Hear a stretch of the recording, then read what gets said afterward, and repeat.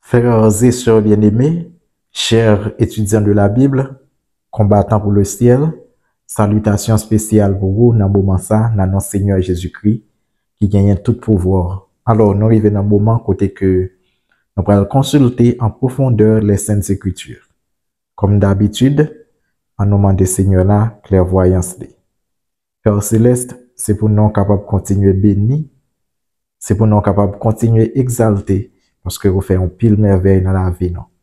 Nous arrivons côté que nous allons consulter parole, nous demandons pour accorder nous l'Esprit Saint pour une bonne compréhension, ainsi que pour la mise en pratique de ces précieuses vérités.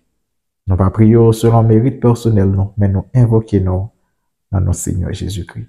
Amen. Nous continuons avec le leçon que nous avons étudié pendant semaine.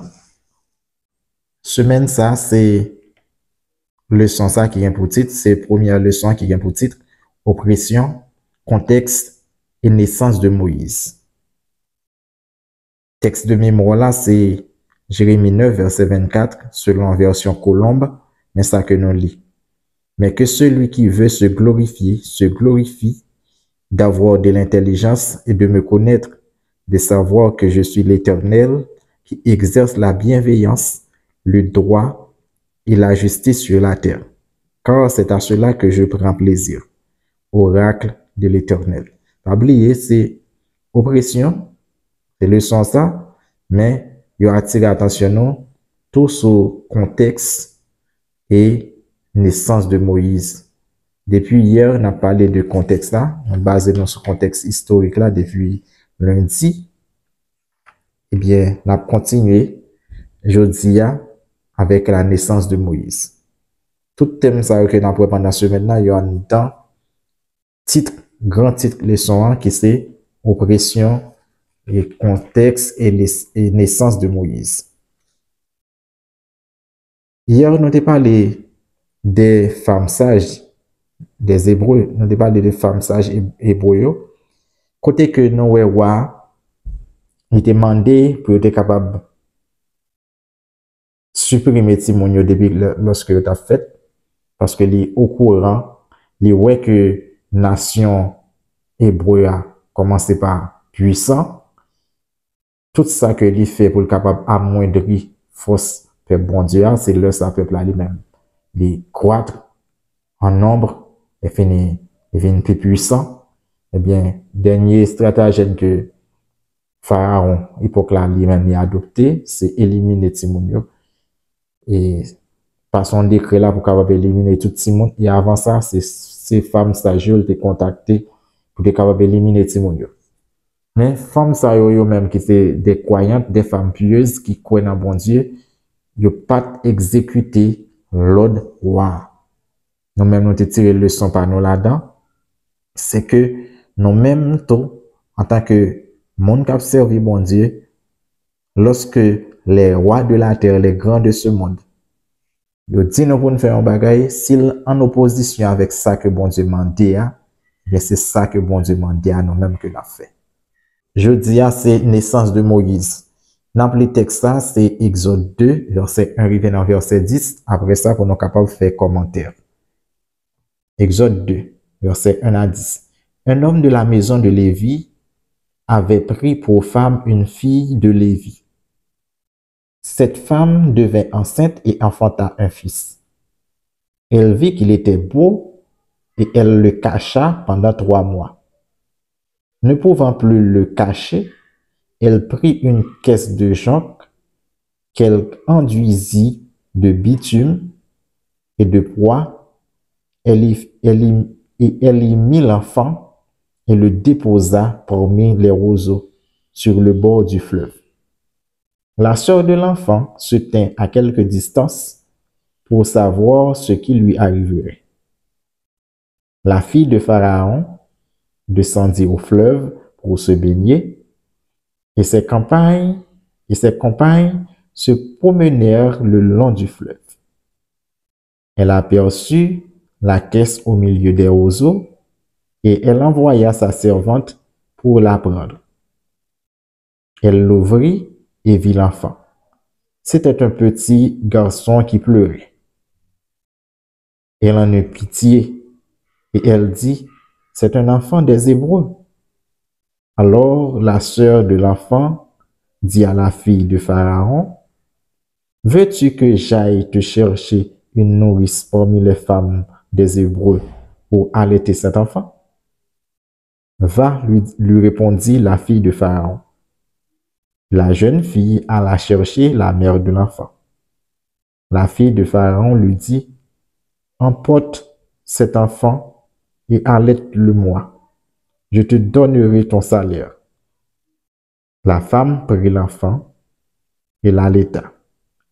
Quand il eut grand, elle l'amena à la fille de Pharaon, et il fut pour elle comme un fils. Elle lui donna le nom de Moïse, car dit-elle, je le retirai des eaux. Ok, nous lisons pour vous Exode 2, versets 1 à 10. Époque que Moïse prend naissance là, c'est pas n'importe époque.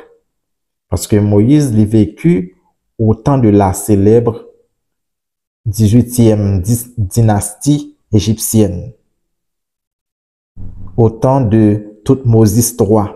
Yo bay roi ça le nom de Napoléon de l'Égypte. Parce que certainement c'était un conquérant. Et c'est un plus célèbre pharaon de l'Égypte antique. Naissance Moïse, c'est un tournant dans la vie du peuple hébreu, dans la vie d'Israël. Parce que Israël est oppressé par une nation, bon, des souverainetés étrangères. Le peuple n'a pas suspend prier, côté que l'a crié pour le capable de une délivrance.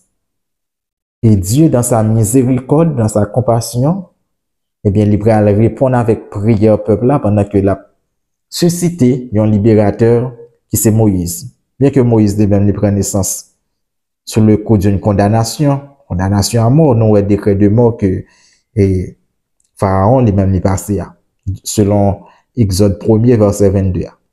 Mais Moïse, Jean que la Bible lui précisait ça, c'était un beau bébé selon version Semeur. Si on appelé la Bible du Semeur, d'après ça c'est un beau bébé. Et thème utilisé dans la langue littérale là, qui c'est hébreu pour capable de traduire bois, littéralement c'est bon que le signifie. Et thème ça, nous rencontrons avec lui à la création, à la jeunesse de la vie, lorsque Dieu lui dit, toute ça te fait lui constater que yo bon et même très bon. Il est important pour m'attirer l'attention, non, selon l'explication que il y a là, c'est que bon ça ou bien beauté ça que Moïse gagne, pas une simple beauté. C'est pas une beauté tout simplement extérieure. On dirait Moïse est doublement beau. Et Moïse, c'est lui-même que Dieu va l'utiliser, j'en dis déjà, pour capable délivrer peuple là. Et naissance Moïse là, tout nous capable comme l'accomplissement de la parole de Dieu, les promesses que bon Dieu lui-même était fait avec Isaac. Parce que Dieu, pas seulement Isaac, nous gagnons Abraham premièrement, parce que Dieu t'a dit que il est pour le capable de délivrer peuple ça après un certain nombre de temps, après 400 ans. Il t'a dit à Abraham ça. Là, il y a un bagage qui est important pour nous en tant que monde qui servi bon Dieu en tant que croyant. Nous voyons que promesse bon Dieu est certaine et véritable. Tout ça que Dieu dit, il n'a pas accompli. Chaque dit dans Isaïe 45, il dit, j'accomplis ce que prédisent mes envoyés. Autrement dit, il accomplit tout ça que dit. Ce que sa bouche a dit, sa main l'accomplira. Après un nombre de temps, eh bien, Dieu lui-même va susciter Moïse pour capable de délivrer le peuple. Et l'important pour me capable attirer l'attention sur ça, c'est que le nom de Moïse est d'origine égyptienne, parce que c'est princesse là qui bat Moïse, non. Ok, c'est lui-même selon verset 10 là, qui relève Moïse, parce que il dit c'est dans de l'eau qu'il sauve Moïse. Bien que la Bible n'est pas mentionné directement non princesse là, mais selon des manuels historiques, on découvre que non princesse là c'est Hatshepsut. C'est lui-même qui a adopté Moïse et qui relève comme ça. Mais nous connaissons que Dieu n'est là, il a un nom relé Happy. D'après recherche historique tout, nous pouvons comprendre que pour Moïse, primitivement, c'est Happy Mose. Parce que Happy lui-même, c'est Dieu, c'est non-Dieu, fleuve Nil, non, le Nil. Ça veut dire non que vous avez Moïse là, il y a un rapport avec Dieu ça, qui c'est Happy. Happy Mose. Eh bien, Moïse lui-même, lorsque il a écrit Pentateuque là, sous l'inspiration divine, n'a pas mettre Happy là. Il retire, c'est juste pour capable montrer qu'il pas en connivence avec les dieux païens, particulièrement dieux égyptiens. OK? C'est une consulté terme hébreu à tout, après c'est Moshe. Moshe qui signifie tirer de, ça veut dire miraculeusement la vie de Moïse épargnée lorsque il retiré Moïse dans le fleuve là. Maintenant, ça qui est important pour m'attirer l'attention sur lui, c'est que Dieu, pour le capable d'intervenir en pile fois, Dieu est capable d'intervenir pour contre les, c'est vrai, mais il y a un bagage que Dieu a fait pour nous, faut que nous collaborer. OK? Dans la naissance Moïse même, dans la façon que la vie Moïse est épargnée, nous trouvons que il y a une collaboration entre la divinité et l'humanité. Nous avons technique humaine, sagesse que bon Dieu bat nous, force que bon Dieu bat nous, j'en ai dit avec Gédéon, eh bien, il est important de compter dans le combat que nous avons mené. OK? Ça veut dire, il n'y a pas tout bagage, c'est Dieu premièrement qui va le faire pour vous. Faut que vous prêtez vous-même technique que bon Dieu bat pour capable mettre à l'œuvre. Ça me le dit. Gardez bien, maman Moïse. Non seulement la prier, mais on va le mettre toute tactique que il gagne, toute technique que il gagne, toute ingéniosité que il gagne pour le capable conserver la vie de son fils. Et nous voyons Marie, tout la sœur de Moïse, comment qu'elle est habile. Ça veut dire, secondé par la puissance de Dieu, nous sommes capables d'accomplir de grandes choses. OK? Il y a des gens qui pensent que bon Dieu a fait tout bagaille. Non. Même les oiseaux, bon Dieu met manger à la pour eux, mais pas lui-même qui mette dans la bouche, dans le bec. Ça veut dire, il faut que nous collaborions avec Dieu afin que pour les capables d'accomplir de grandes œuvres. Dieu lui collabore avec nous pour faire avancer sa cause. Finalement, nous avons un pile bagaille sur la vie de Moïse, sur l'enfance de Moïse. Nous connaissons que miraculeusement, il finit sauvé, il est adopté par princesse égyptienne, Hatshepsut, et après ça, quand il a 12 ans,